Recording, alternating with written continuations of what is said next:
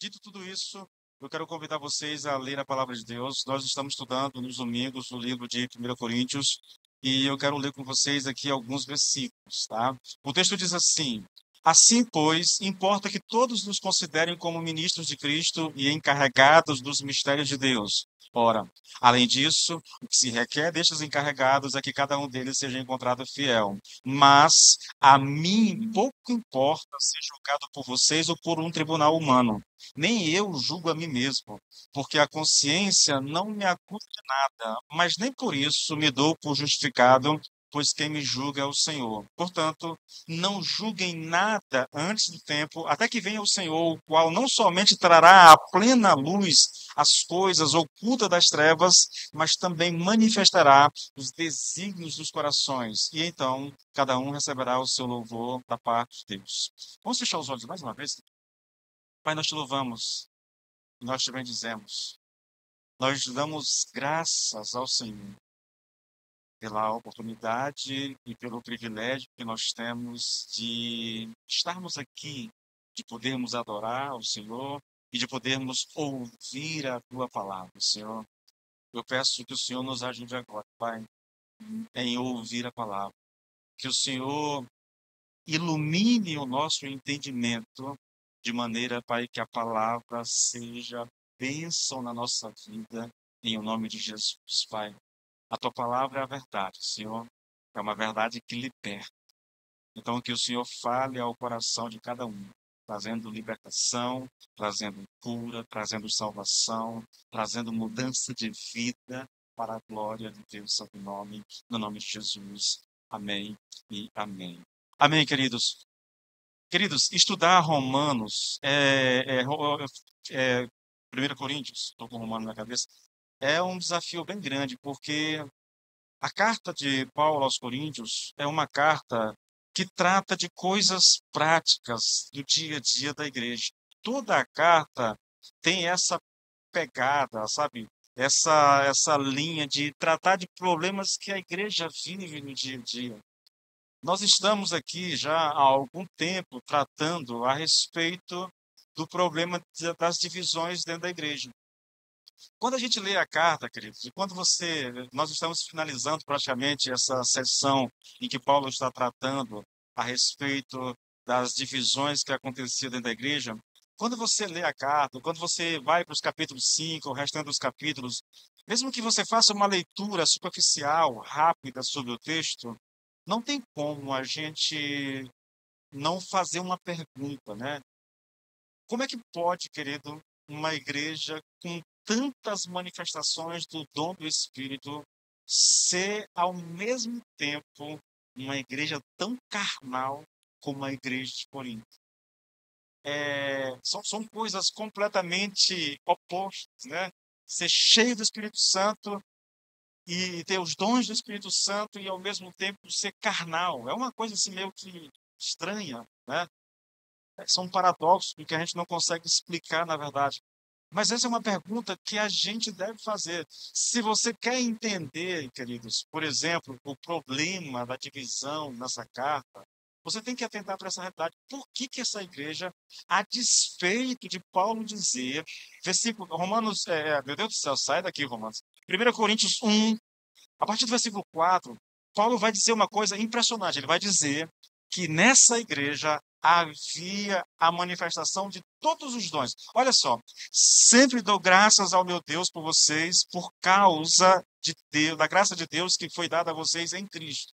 Porque em tudo vocês foram enriquecidos nele, em toda palavra e em todo conhecimento, assim como o testemunho de Cristo tem sido confirmado em vocês, de maneira que não lhes falta nenhum dom, enquanto aguardam a revelação de nosso Senhor Jesus Cristo.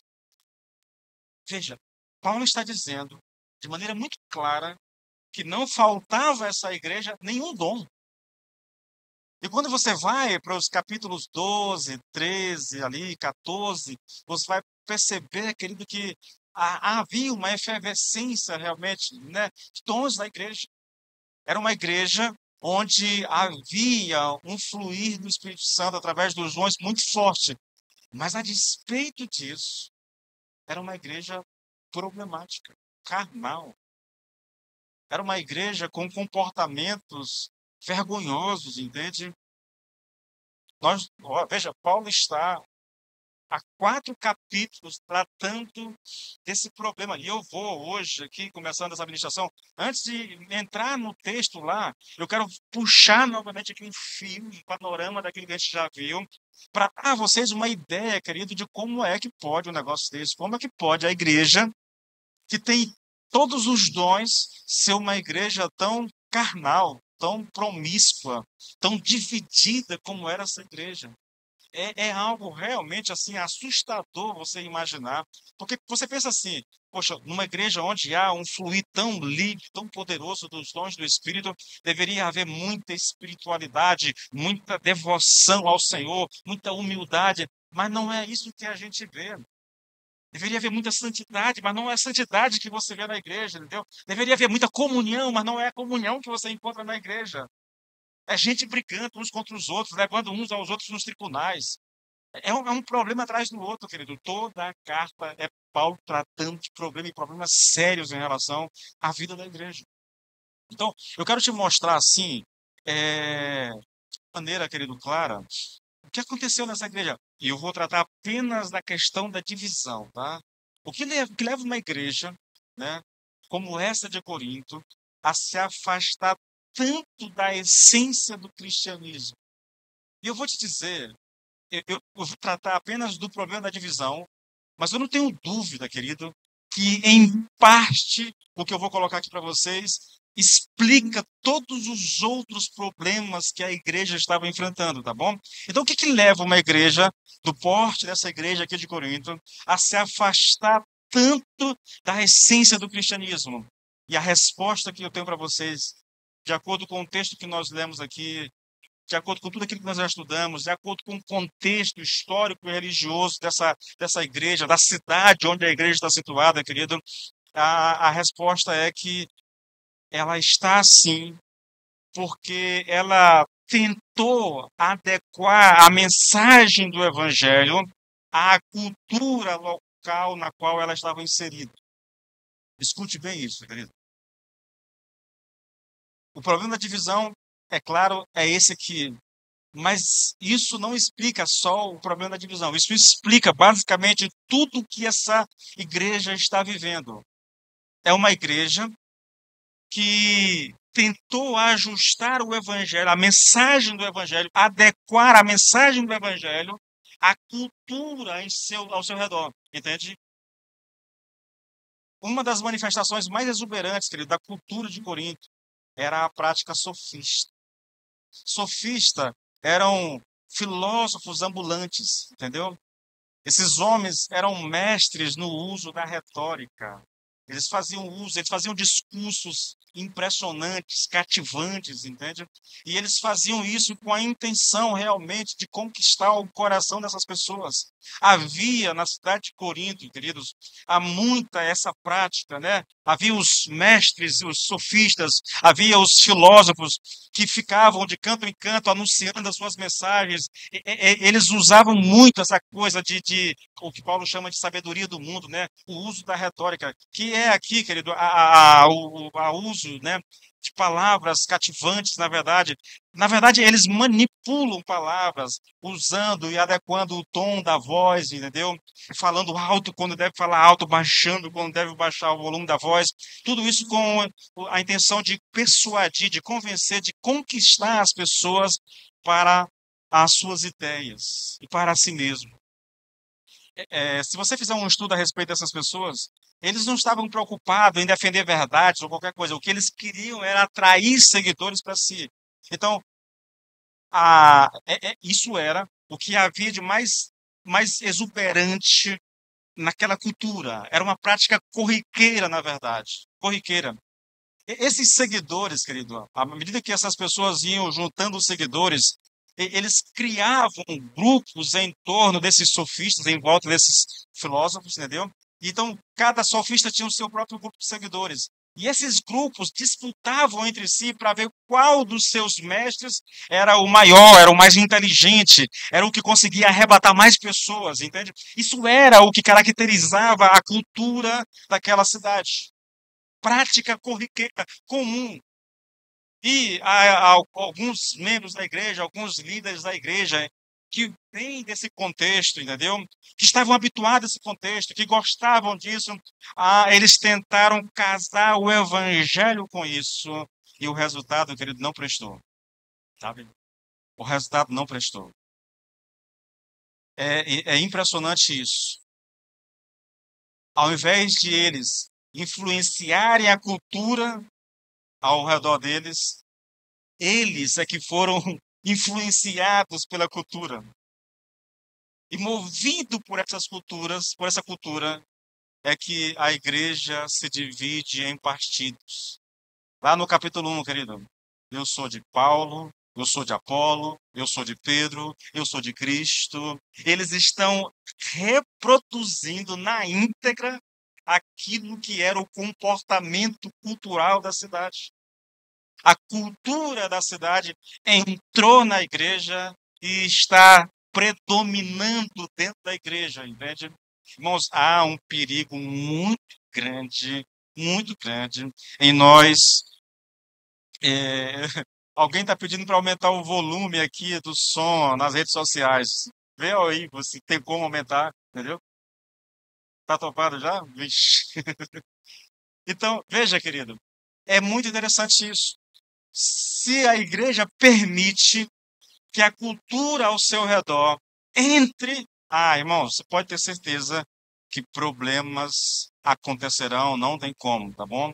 Agora, deixa eu chamar a sua atenção, porque eu tenho para mim que essa é a razão principal, tá, das divisões que aconteceram dentro da igreja, mas não só das divisões, mas dos problemas de imoralidade, por exemplo, de um irmão levar outro irmão a juízo, entendeu? Tudo isso é fruto da cultura em que eles estavam inseridos, porque ao invés de a igreja influenciar a cultura, era a igreja que estava sofrendo influência por parte da cultura. Agora veja, olha as consequências disso, querido. Primeiro, a igreja abandona o evangelho. Tá? Segundo, a igreja estava dividida em grupos. E, como consequência disso, alguns dentro da igreja, não são todos, mas alguns, se achavam no direito de julgar o homem que Deus usou para edificar essa igreja, lançando os fundamentos doutrinários da igreja. Havia um grupo de pessoas dentro da igreja de Corinto, tá? E que não era pequeno, que não gostava de Paulo, porque Paulo, vou falar daqui a pouco, Paulo não se encaixava nesse perfil, entende?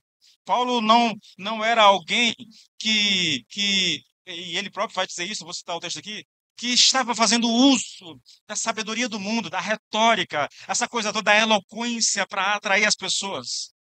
Portanto, algumas pessoas não queriam saber de Paulo. Eles não gostavam da pregação de Paulo, porque era uma pregação muito seca, muito dura, na verdade, centrada em Jesus Cristo e que abria mão de todos esses recursos de oratória que os seus mestres usavam naquela época. Por causa dessa situação, querido, Paulo se viu obrigado a pregar novamente o evangelho para essa igreja. Olha que coisa interessante, queridos. Paulo fundou essa igreja e ele ficou 1 ano e meio lá com esses irmãos, colocou os fundamentos doutrinários dessa igreja, os mais importantes, foi Paulo que estabeleceu. Só que ele sai da cidade, ele segue a sua viagem missionária. E aí levanta-se líderes dentro da igreja. Alguns acreditam que líderes ligados ao judaísmo, né, os crentes judeus que se convertiam, alguns chegaram a essa igreja e começaram a ensinar coisas, né, mudaram a concepção que a igreja tinha, né? E aí, com isso, a igreja se perde, na verdade. A ponto de Paulo se ver na obrigação de voltar a pregar o evangelho para essa igreja, porque eles, por causa da cultura local, eles praticamente abandonaram a mensagem do evangelho. 1 Coríntios 1, 22 em diante, olha o que Paulo diz, olha. Porque os judeus pedem sinais e os gregos buscam sabedoria, mas nós pregamos o Cristo crucificado, escândalo para os judeus, loucura para os gentios. Mas para os que foram chamados, tanto judeus como gregos, Cristo é o poder de Deus e a sabedoria de Deus. Cristo é o poder de Deus, né? Porque a loucura de Deus é mais sábia do que a sabedoria humana e a fraqueza de Deus é mais forte do que a força humana. Basicamente, Paulo volta com a mensagem do Evangelho aqui no capítulo 1, no capítulo 2, ele traz de volta a mensagem do Cristo crucificado, irmãos. A sabedoria deles não permitia crer num homem que morreu no madeiro, entendeu? Como um bandido. Isso é o resultado da igreja gostar tanto dessa sabedoria do mundo, né? Dessa prática corriqueira daquela cidade, que eles passam a desvalorizar uma mensagem. Eu não tenho como repetir tudo que eu já falei sobre isso, mas é como se, de fato, a igreja tivesse abandonado a mensagem do evangelho e trazido algo diferente para o púlpito, tá? Paulo também confrontou, querido, aqui a sabedoria desse mundo, né? Que era o uso da retórica, da eloquência, né? Que eles aprenderam com os mestres lá de filosofia, com os sofistas. Paulo traz isso. Irmãos, é impressionante, na verdade, é impressionante, porque a mensagem da igreja tinha sido substituída, tá, por um evangelho diferente. E Paulo vai mostrar que a mensagem do evangelho, ela é muito superior ao que eles tinham lá, na verdade. Olha, 1 Coríntios 2,4.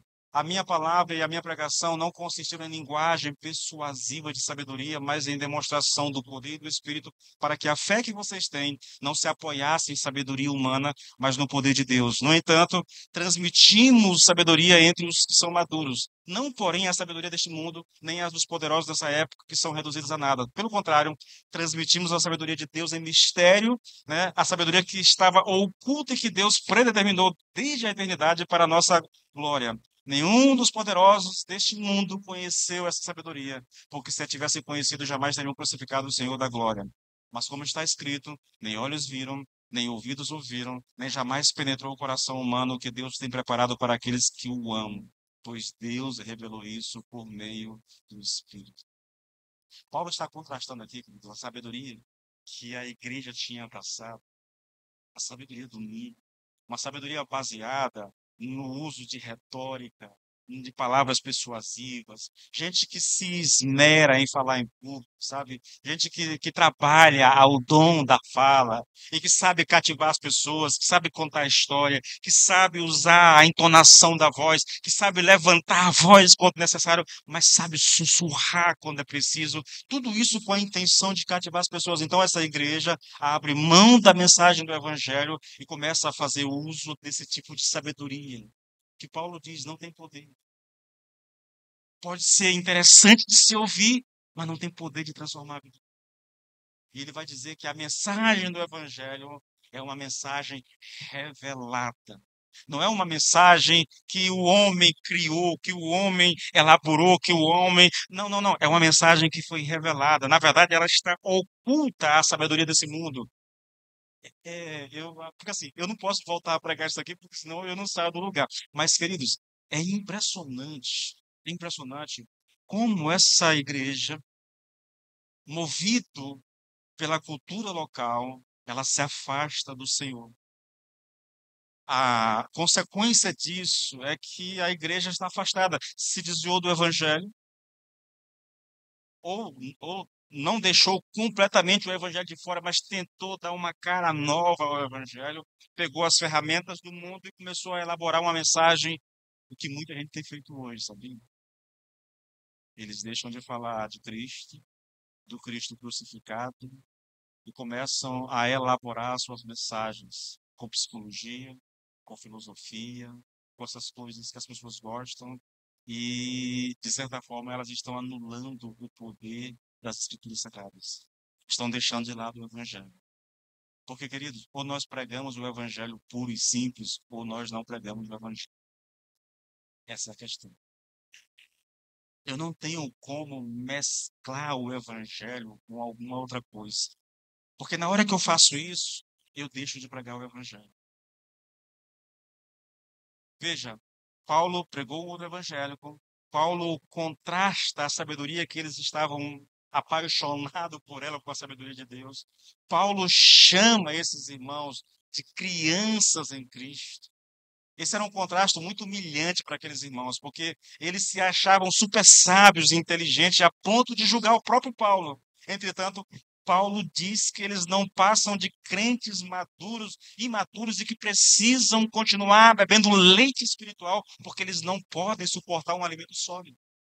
Então veja, Paulo está literalmente desculpa a expressão aqui, né? Mas esfregando a cara desses irmãos no chão, dizendo: olha, vocês que estão aí se julgando inteligentes demais, vocês que estão aí se julgando sábios demais, vocês são apenas crianças espirituais, vocês são um bando de imaturos. Eu não posso nem trazer um alimento mais sólido a vocês, porque vocês não conseguem tolerar, não conseguem, não suportam um alimento mais sólido.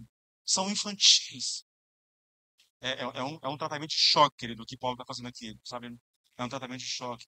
Outro alerta que Paulo faz aqui, esse aqui provavelmente dirigido aos líderes locais da igreja, era que a obra que eles estavam edificando sobre o alicerce posto pelo próprio Paulo, que era a mensagem do evangelho, essa obra seria julgada por Deus. Isso aqui tudo eu já preguei, tá bom, gente? Passei do capítulo 1, passei pelo capítulo 2, agora eu estou no capítulo 3. Tudo eu já preguei, na verdade. Paulo está dizendo: cuidado com a obra que vocês estão construindo sobre o alicerce. Porque se essa obra for palha e feno, ela vai se queimar no dia do juízo. E vocês até podem ser salvos, mas como que através do fogo, na verdade. Porque o que vocês estão construindo aí não é um alicerce sólido. Não é um alicerce adequado. Por que ele chama de palha, de feno, querido? Porque é uma mensagem que foi. Ela perdeu a sua essência. É uma mensagem que perdeu o seu poder. Veja, na hora que nós mesclamos o evangelho com alguma outra coisa, o evangelho perde o poder. A mensagem do evangelho tem que ser pura. É apenas evangelho, nada mais. Quando eu quero agregar alguma coisa ao evangelho, eu estou tirando do evangelho o poder que ele tem. Por isso Paulo diz: olha, cuidado com o material com o qual você está construindo. Pode ser que você esteja usando palha, feno, alguma coisa que não tem valor nenhum. É isso que ele está colocando. E também Paulo diz, querido, que essa igreja, apesar de se julgar muito sábia, muito inteligente, que ela entendeu tudo errado, na verdade. Eles estão lá batendo no peito dizendo: eu sou de Paulo, eu sou de Apolo, eu sou de Cristo, eu sou de Pedro. Paulo dizer assim: olha, ei, não é Paulo, não é apóstolo, não é Pedro que pertence, que não são vocês que pertencem a esses homens. Eles é que pertencem à igreja. Eu preguei isso agora recentemente, há 2 domingos atrás, aqui na igreja. Eles não entenderam, irmãos. Então, esse é todo o contexto que nos traz aqui ao capítulo 4. Tá? Paulo está, de alguma forma, desconstruindo todo o conceito equivocado que essa igreja, que está afastada do evangelho, essa igreja que abraçou a filosofia, que abraçou a cultura local, se perdeu, na verdade, na sua missão, naquilo que ela foi chamada para fazer, e Paulo está trazendo ela de volta para a sua essência. Caiu tudo aqui, foi, enfim. Tá? Foi, né? E aí, tudo isso aqui é um pano de fundo para a gente chegar onde nós chegamos. O que é que Paulo diz nos primeiros versículos do capítulo 4? Leia comigo, por favor. Assim, pois, importa que todos nos considerem como ministros de Cristo e encarregados do mistério de Deus. Ora, além disso, o que se requer destes encarregados é que cada um deles seja encontrado fiel. Aqui, querido, Paulo está estabelecendo o papel do líder, o papel do pastor. Veja, quase todos os problemas citados até aqui agora têm a ver com essa distorção do evangelho e essa incompreensão a respeito do papel do líder. Tudo que foi colocado aqui tem a ver com isso, entendeu? Então, Paulo traz aqui agora e ele estabelece o papel do líder, o que foi, como é que Deus chamou e para que Deus chamou o líder, na verdade. E ele diz que o líder, que o pastor, é o mordomo da palavra, e como mordomo, ele é chamado a ser fiel àquele que o chamou. O líder, o pastor, ele não foi chamado para agradar as pessoas ou satisfazer os caprichos de quem quer que seja. O chamado do líder, o chamado do pastor é ser fiel a Deus.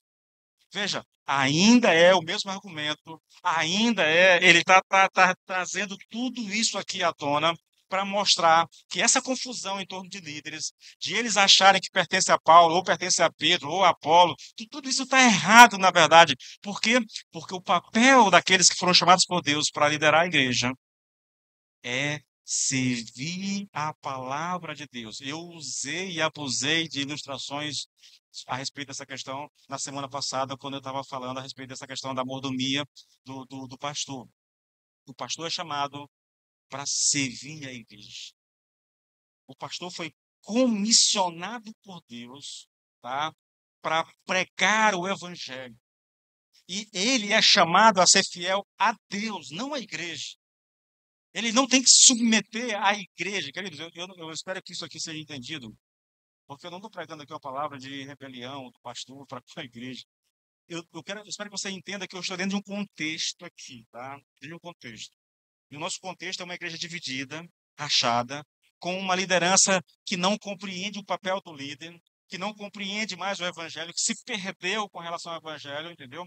E elas estão mudando todo o sentido do que é o evangelho, do que é ser líder. Eles estão atribuindo aos líderes o mesmo papel que eles atribuíam aos filósofos da cidade, entendeu? Aos filósofos daquele local. Então, está tudo errado, na verdade. E Paulo está dizendo, o líder ele é chamado para ser fiel a Deus. O chamado do líder é expor a palavra de Deus, é pregar o evangelho.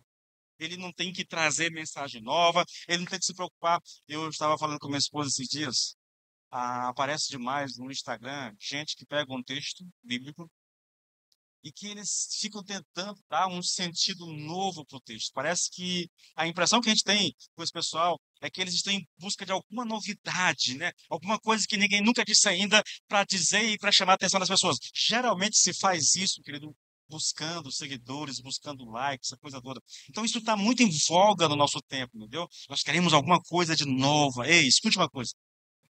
O livro que nós usamos como base para a nossa pregação tem, no mínimo, 2000 anos de existência. Não há nada novo. Escute bem isso, querido. Não há nada novo no Evangelho. Tudo que nós dizemos aqui, ou vamos dizer aqui, já foi dito em alguma época atrás por alguém. Tudo, absolutamente tudo. Não há novidade no Evangelho, no sentido de que eu tenho agora uma revelação nova do Senhor, eu tenho agora uma doutrina nova do Senhor. Não existe isso. E todo aquele que entra por esse caminho, ou ele volta para o Senhor o mais rápido possível, ou ele se perde completamente no caminho do Evangelho. Porque não tem como, querido. Os livros mais velhos da Bíblia têm quase 3000 anos de existência. Os mais novos têm aí 2000 anos de existência. Então não tem nada novo. Não tem nada novo. Essa ansiedade, essa necessidade de trazer alguma coisa nova. Por que é que nós queremos dizer alguma coisa de nova para a igreja? Escute, o papel do pastor é ser fiel com a palavra de Deus. Ele vai ler a Bíblia, ele vai explicar a Bíblia. Só isso. Não pode haver novidade nisso.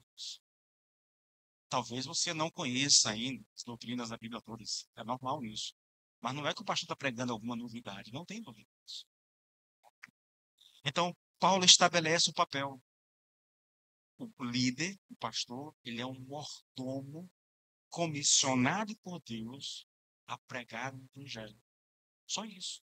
Ele não é chamado para satisfazer capricho de igreja. Ele não é chamado para dar satisfação à igreja em si.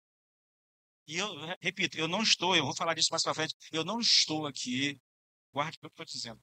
Há um contexto no qual eu estou colocando essas palavras, eu espero que você entenda isso, tá? E eu vou falar disso mais para frente. Mas a função do pastor não é agradar a igreja. A função do pastor não é se preocupar se a igreja vai gostar ou não vai gostar daquilo que ele vai falar. A função dele é pegar o texto bíblico, interpretá-lo e aplicar. Só isso. Não há novidade, não há nada. É só essa função do pastor. Bom, eu queria que vocês entendessem uma coisa. Existe uma influência muito grande da cultura local na atitude da igreja para com Paulo. Eu não sei se vocês conseguem perceber exatamente isso. A influência da cultura local na atitude da igreja para com Paulo.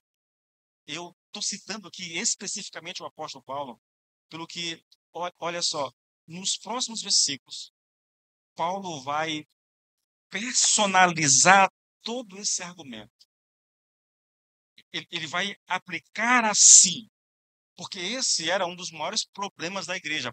Parte da igreja, parte da igreja não aceitava o pastoreio de Paulo. Parte da igreja não gostava de Paulo. E, olha, a atitude dessa igreja para com Paulo é muito estranho. E veja, e os estudiosos especulam que boa parte da igreja não era favorável a Paulo. Veja, eu sou de Paulo, um grupo, mas aí tem três grupos. Eu sou de Apolo, eu sou de Pedro e eu sou de Cristo. A igreja, vamos lá, a igreja está dividida em quatro partes. 3/4 da igreja não é favorável ao apóstolo. E não é exagero, irmãos, entendeu? Esses irmãos julgavam Paulo por pelo menos dois motivos. O primeiro era por causa da pregação de Paulo. Ele não atendia, Paulo não atendia, é estranho dizer isso para nós hoje, irmãos, né? Mas Paulo não atendia aos critérios exigidos por parte da igreja. E se você acha que eu estou exagerando, 2 Coríntios 10:10 diz assim: alguns dizem, as cartas são graves e fortes, mas a presença pessoal dele, no caso de Paulo, é fraca e a sua palavra é desprezível. Parte da igreja de Corinto considerava a pregação de Paulo desprezível. Agora, olha esse texto na nova tradução da linguagem de hoje. Alguém vai dizer, as cartas de Paulo são severas e duras, mas quando ele está conosco é tímido e quando fala é um fracasso. Por que que eles pensavam a esse respeito de Paulo, irmãos? A explicação o próprio Paulo dá. 2 Coríntios 2, versículo 1. Irmãos, quando eu estive com vocês, anunciando-lhes o mistério de Deus, não o fiz com ostentação de linguagem ou de sabedoria, porque decidi nada saber entre vocês, a não ser Jesus Cristo e este crucificado. Paulo está dizendo, embora Paulo, veja, Paulo era uma das 15 mentes mais brilhantes que esse mundo já conheceu. Mas esse homem tão gigante intelectualmente, ele se esvaziou de todo o conhecimento, de toda a cultura que ele tinha, para pregar o evangelho naquela cidade. E ele diz: a minha mensagem não consiste em ostentação de linguagem ou de sabedoria. Por quê? Porque eu decidi nada saber entre vocês, a não ser Jesus Cristo e este crucificado. A mensagem de Paulo é: Jesus Cristo é o Filho de Deus, que desceu do céu, se fez homem, e como um de nós, ele foi para o madeiro. Ele morreu cruz, pregado, pés e mãos naquele madeiro, com uma coroa de espinho na cabeça. E esse Jesus que morreu no madeiro é Deus. E só há salvação para alguém que coloque a sua fé, a sua esperança naquilo que ele fez. É lógico que essa mensagem não atraía muitos seguidores em Corinto. Mas Paulo propositalmente, conhecendo a cidade, conhecendo a cultura da cidade, ele resolveu se esvaziar de todo esse conhecimento, de todo o brilhantismo intelectual que ele tinha, para anunciar apenas Jesus Cristo. Por isso, parte da igreja considera a pregação de Paulo desprezível. Eles não suportavam ouvir, não havia, escute bem, querido, não havia o brilhantismo que havia nas pregações dos filósofos, nos discursos filosóficos. Não havia os mesmos recursos de oratória na exposição da palavra de Deus. Paulo não estava preocupado em emocionar as pessoas com a pregação do evangelho. Paulo não estava preocupado em cativar as pessoas, atrair as pessoas para si. O que Paulo queria era que as pessoas apenas conhecessem, soubessem a respeito de Jesus Cristo. Sabe, e aqui há algumas coisas que a gente deveria comentar, né? Eu não sei se vocês percebem, queridos, mas às vezes a gente vê, na nossa época, pessoas que estão deixando de lado o Evangelho e a simplicidade do Evangelho e tentando, de todas as formas, tornar a mensagem uma mensagem inteligente, intelectual, uma mensagem que agrade as pessoas. Queridos, o pastor não é chamado para agradar as pessoas com o Evangelho. Paulo diz em Gálatas 1, versículo 10, se não me engano, se eu quisesse ainda agradar as pessoas, eu não poderia servir a Deus. Quando um homem assume o chamado ministerial, ele tem que fazer uma escolha. Ele tem que escolher agradar a Deus ou agradar as pessoas que estão ouvindo. E essa é uma escolha proposital que o homem de Deus tem que fazer. Porque não dá para agradar a Deus e as pessoas simultaneamente. Nós temos vontades, ainda que crente, que se chocam com a vontade de Deus. Nós temos ideias e pensamentos, nós temos filosofias de vida que são contrárias a Deus. Então, quando você tenta agradar as pessoas e a Deus ao mesmo tempo, você vai falhar, não tem jeito. Vai falhar. Então, o pregador, ele tem que tomar uma decisão. E quando ele está preparando a mensagem, ele tem que decidir. Eu quero passar a mensagem, glorificar a Deus, ou eu quero agradar as pessoas que vão me ouvir?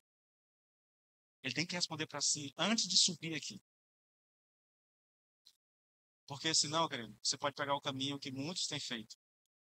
E eu digo a vocês, irmãos, a gente ouve pregações hoje que fazem o nosso ego pode explodir, pode espocar. São mensagens assim que levam as pessoas às lágrimas, mas muitas vezes mensagens esvaziadas de Bíblia, mensagens esvaziadas do Evangelho, que nunca aponta o dedo para o pecado do homem, porque isso é afrontoso. E como eu não quero afrontar as pessoas, eu simplesmente deixo de lado esse negócio. Eu ouso dizer a vocês que a maioria das mensagens pregadas hoje no Brasil tem a intenção de agradar as pessoas. É por isso que a igreja quase não fala mais. Eu, quando digo igreja, eu fico receoso de não generalizar, não quero generalizar. Mas é uma forma de colocar isso para vocês. É por isso que quando você ouve, boa parte dos pregadores que você ouve hoje, eles não falam mais de pecado. O pecado apontado hoje é o pecado da ganância. É porque você não ofertou o que tinha que ofertar. É porque você não deu o que tinha de dar. Aí você é pecador. Aí você é constrangido a dar mais. Mas não o pecado de viver longe de Deus. Não o pecado de viver na imoralidade. Não o pecado da desobediência. Entende? Isso não importa mais para as pessoas. Escute, querido.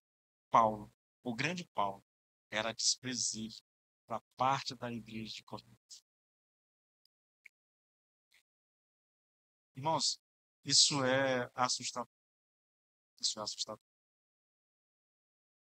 o que tinha de mais forte na cultura local era os discursos arrebatadores daqueles filósofos.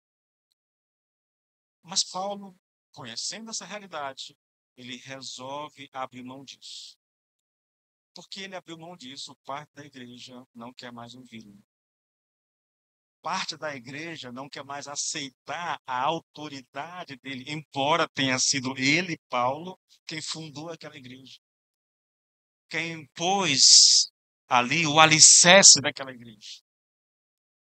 A segunda razão, querido, eu falei aqui, veja, a questão aqui é, esses irmãos julgavam Paulo por pelo menos dois motivos. Primeiro, pela pregação, tá? Por causa da pregação. E o segundo motivo é porque Paulo também estava sendo julgado aqui por causa do seu compromisso em não agradar as pessoas, em não agradar aos irmãos, mas agradar somente a Deus. Veja, duas coisas. Primeiro, eu não vou pregar usando os recursos de oratória que todo mundo usa. Segundo, eu não vou pregar com a intenção de agradar vocês. A minha intenção é agradar aquele que me chamou para pregar. Paulo assume o compromisso diante de Deus, de agradar a ele. E aqui, irmãos, não tem como, né? O que esses sofistas queriam, esses pregadores aí, esses filósofos ambulantes, o que eles mais queriam, na verdade, era exatamente em atrair pessoas para si. Quanto mais seguidores, mais renda. Isso é muito antigo, tá? Mais cash no bolso, mais recompensa financeira se tem. Então, todo o discurso, toda a mensagem tem a intenção de arrebatar o coração das pessoas para que elas possam abençoá-lo de alguma forma, ajudando financeiramente, para que o grupo cresça, entendeu? E crescendo o grupo de fãs, crescendo o grupo de seguidores, mais recursos esses filósofos tenham, na verdade. E Paulo estava com um pensamento. O pensamento de Paulo era ser fiel a Deus, falando apenas a verdade. Escute bem, querido, versículo 3. É aqui que nós chegamos e eu vou chegar e já encerrar por causa do nosso tempo. Porque aqui começa a mensagem de hoje.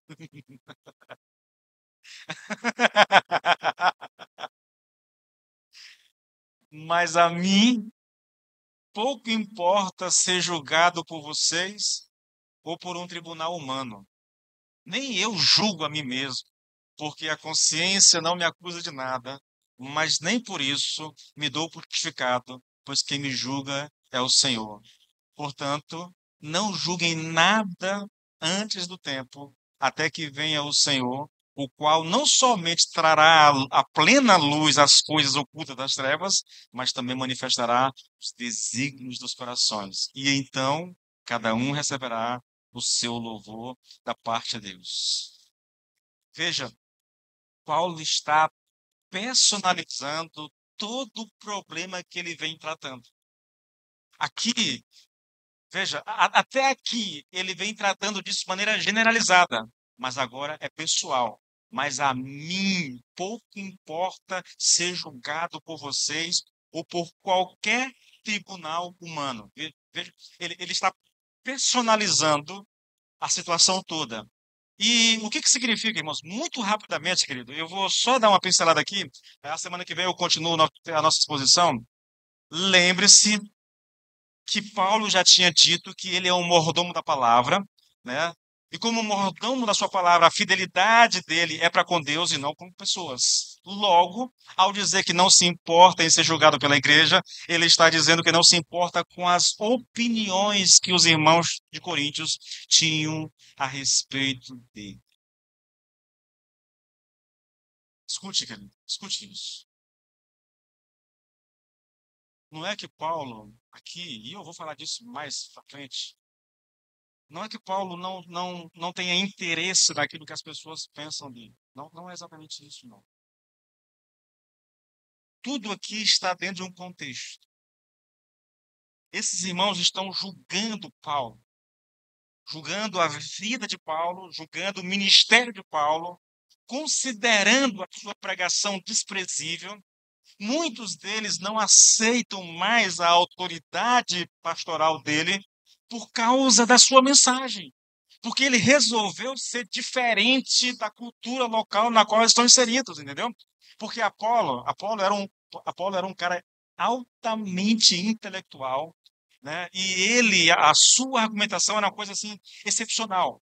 Mas Paulo, por ser quem era, por ser chamado por Deus, por conhecer a cidade como ele conhecia, ele não usou dos argumentos, ele não usou das ferramentas que tinha ao seu dispor para pregar o evangelho. Por causa disso, essa igreja está em pé de guerra com ele. Se você ler isso aqui, se você ler 2 Coríntios, você vai perceber que essa igreja está em pé de guerra com Paulo. Mas sabe o que Paulo está dizendo aqui, irmãos? A esse respeito, a opinião de vocês não me interessa. Por quê? Porque eu fui chamado para servir a Deus. Eu fui chamado para pregar o evangelho. E se vocês gostam ou não da maneira que eu prego, problema de vocês. Não é problema meu. E por que ele diz isso?